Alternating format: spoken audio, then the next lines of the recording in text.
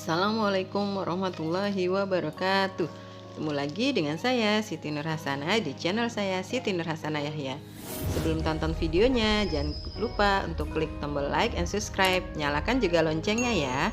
Video kali ini adalah video pembelajaran metodologi penelitian yang terkait dengan teknik analisa data pada penelitian kuantitatif.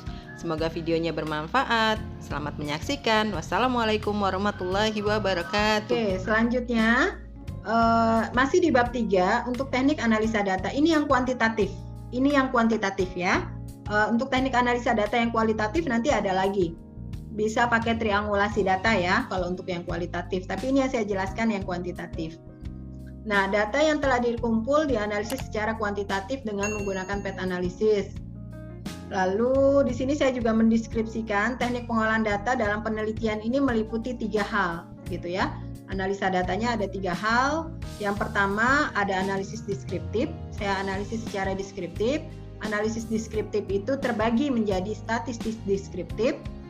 Jadi ini saya cari nanti persennya dari setiap pertanyaan penelitian yang saya sebar ke lapangan.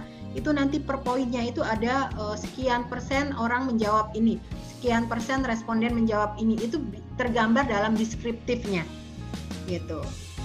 Ini terus terang ya teman-teman, ini saya menghitung deskriptifnya ini luar biasa sampai muntah-muntah ini, karena dia harus manual. Kalau deskriptif kita hitung berapa banyak yang menjawab sangat setuju misalkan, ada berapa banyak, nanti kita buat presentasinya. Karena ini deskriptif, jadi untuk sekedar memberikan. Kuantitatif harus ada ini Bu, nggak perlu gitu sebenarnya. Yang diperlukan adalah uji hipotesis. Hipotesisnya ditolak apa diterima, sebenarnya itu aja. Tapi saya pribadi, kalau kata promotor saya, kata profesor saya, Siti kuliah paling tinggi itu S3. Kalau kamu nggak bikin disertasi kamu dengan sangat baik, lalu kamu mau jadikan apa gitu kan. Sajikan disertasi kamu sebaik-baiknya gitu. Jadi ini ada berapa pertanyaan itu semua saya deskriptifkan dari pertanyaan penelitiannya sekian persen. Nah ini caranya. Nah ini kategori rata-ratanya. Ini masih di bab 3 ya. Nanti kalau teman-teman lihat bab 4 itu sudah terdeskripsi semua. Misalkan pertanyaan tadi kan kita di variabel akuntabilitas manajerial ada 20 pertanyaan ya. Itu ada 20 pertanyaan, misalkan pertanyaan pertama yang mengisi sekian orang. Karena sampelnya 30 perguruan tinggi, tapi kuesionernya itu nilainya bukan 30. Karena satu perguruan tinggi itu kalau tidak salah saya sebar berapa kuesioner gitu. Jadi yang mengisi itu ada pimpinan, ada guru, ada staf, ada mahasiswa gitu. Jadi dalam satu sampel yang mengisi kuesioner itu tidak hanya satu orang, tapi banyak yang mewakili jenjang yang ada di perguruan tersebut. Ada jenjang pimpinan, jenjang dosen, staf maupun mahasiswa itu mengisi kuesionernya. Nah, jadi kalau dihitung berarti kan akan jauh lebih banyak tuh jumlah itemnya. Ini persyaratan analisis datanya. Uji persyaratan analisis data diperlukan guna mengetahui apakah analisis data untuk pengujian hipotesis dapat dilanjutkan atau tidak. Nah, tadi ada pertanyaan, Bu, untuk uji asumsi klasik, kok nggak ada ya Bu? Adanya persyaratan analisis data.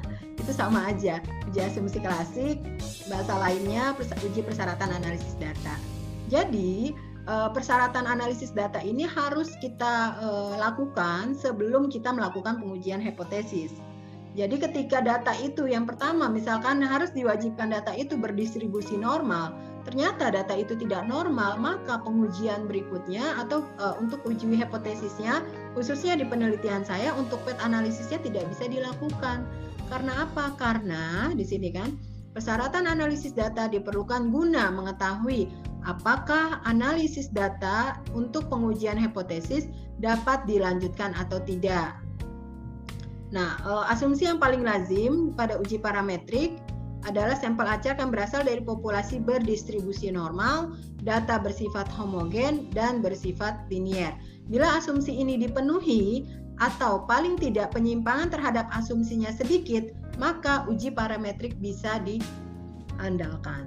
Gitu. Jika data itu tidak normal, gimana Bu? Langkah selanjutnya, ya mau tidak mau jadi ujinya non parametrik gitu, karena memang datanya tidak normal. Jadi ini harus dilakukan sebelum kita melakukan pengujian hipotesis. Jangan mikir susah dulu ya, tapi nanti kalau kalian baca statistiknya ini bisa dipahami apa itu parametrik, non parametrik. Nah, pengujian hipotesisnya di sini saya pakai PET analisis. Nah, ini saya kutip juga ya. Teknik analisis model yang digunakan dalam penelitian ini adalah analisis jalur atau PET analisis menurut Robert D. Refford dalam Siti Nurhasana. Artinya Siti Nurhasana mengutip pendapat dari Robert Refford. Analisis jalur ini Siti Nurhasana maksudnya penulis buku ya. Jangan nanti kalian masukkan nama kalian gitu kan. Padahal kalian belum ada bukunya gitu, ya. Analisis jalur adalah suatu teknik, di sini ada footnote-nya ya. Analisis jalur suatu teknik untuk mengetahui menganalisis hubungan sebab akibat yang terjadi pada regresi berganda jika variabel bebas yang mempengaruhi variabel tergantung tidak hanya secara langsung maupun juga tidak langsung. Tadi saya sampaikan, kalau kita mau mencari pengaruhnya apa? Pengaruh langsung, tidak langsung juga dicari, bisa pakai PET analisis. Atau mencari pengaruh atau perbedaan, bisa pakai ANOVA, analysis of variance. Nah, itu semua tergantung peneliti. Kita mau meneliti, mau mencari apanya. Saya hanya mau sekedar mencari hubungan saja antar variabel, bisa pakai regresi dan korelasi. Jadi tidak usah dipersulit ya. Terserah peneliti sebenarnya mau apa dan disesuaikan dengan alatnya. Statistik ini alat atau metode yang bisa kita gunakan ya. Ini dijelaskan lagi, analisis jalur digunakan. Nah, ini hipotesis statistik. Nah, tadi yang saya bilang, kelebihan dari kuantitatif untuk metodologi penelitian, dia ada tambahan hipotesis statistik. Kalau kualitatif cukup sampai analisa data di sini ya. Teknik analisa data. Kalau untuk kualitatif, umumnya banyak menggunakan triangulasi data ya. Oke, mana tadi analisis data untuk teknik analisis datanya. Nah ini ya. Jadi kalau untuk kualitatif, teman-teman yang penelitian kualitatif, bab 3-nya sampai sini ya. Nanti saya akan koreksi sampai bagaimana teman-teman menentukan teknik analisis datanya untuk yang kualitatif. Nah, untuk yang kuantitatif ada tambahan satu ya. Tambahan satunya adalah hipotesis statistik. Nah, hipotesis statistik ini tergantung dari rumusan masalah yang kita buat. Ini berarti saya punya 9 rumusan masalah. Nah, ini hipotesisnya berarti ada 9. Oke, jadi itu bab 3. Nah, ini saya jelaskan dengan realnya, dengan hasil benar-benar disertasi saya. Jadi teman-teman punya gambaran nanti menuliskan bab 3 itu seperti apa, khususnya ini untuk yang kuantitatif. Kalau yang kualitatif sebenarnya langkah sampai dengan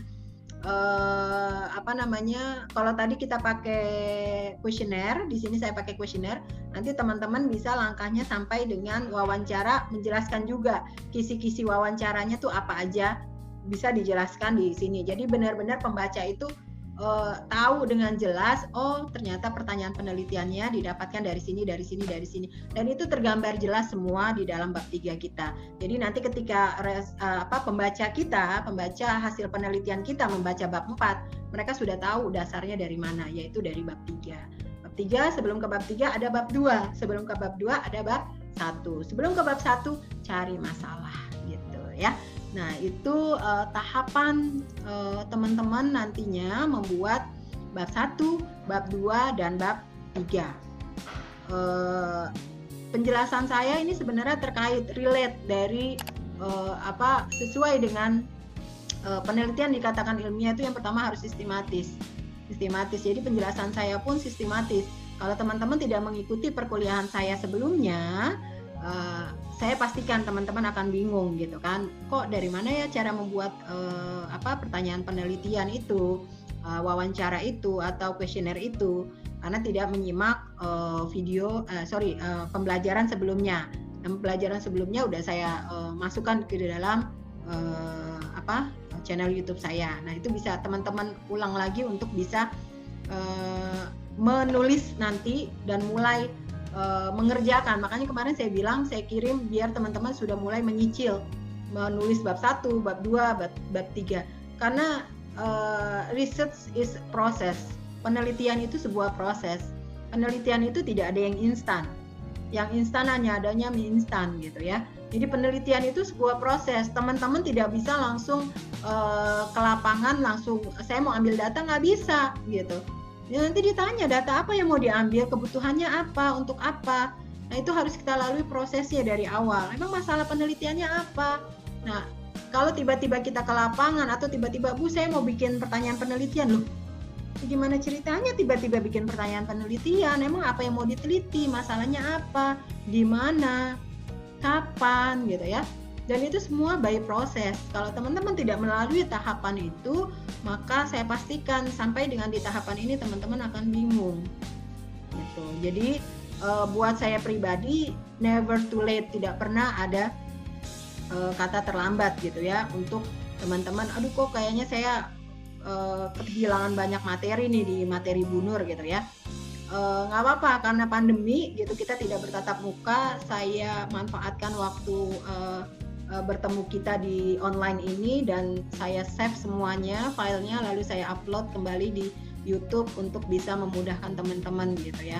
Karena terus terang itu sangat memudahkan saya dan saya akan sangat berbahagia ketika ilmu yang saya berikan itu benar-benar bisa memberikan pencerahan buat teman-teman yang lain.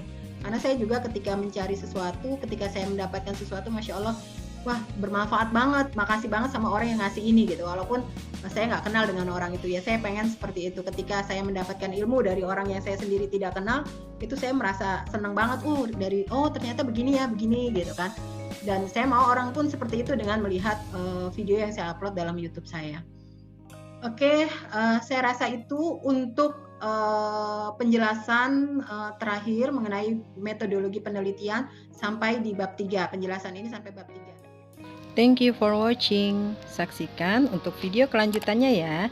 Jangan lupa terus dukung channel ini dengan cara klik tombol like, comment, subscribe, and share the video ya.